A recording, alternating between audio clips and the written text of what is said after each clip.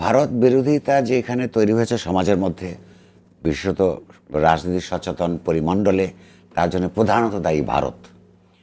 ভারত হচ্ছে বাংলাদেশের মানুষের যে রাজনৈতিক, গণতান্ত্রিক, অর্থনৈতিক আকাঙ্ক্ষা, সেইটার বিরুদ্ধে যখন একটা সরকার তিনটা গণবিচ্ছিন্ন নির্বাচনে সবার আগে লাফ দিয়ে এসে ভারত যখন সেই নির্বাচনে কথিত বিজয়ী আওয়ামী লীগকে সমর্থন করেছে, অত সারা দেশের বিপুল সংখ্যাগরিষ্ঠ মানুষ ভোটাধিকার বঞ্চিত থেকে তার বিরুদ্ধে ছিল। এরকম একটা অবস্থায় সেটা ভারত হোক, ভুটান হোক, নেপাল হোক বা আপনার পার্শ্ববর্তী যে কোনো দেশ হোক, তার বিরুদ্ধেই যেত এবং বাংলাদেশের মানুষ ন্যায্যভাবেই সেখানে গেছে। কিন্তু তাকে ভারত এই কাজটা করেছে কেন?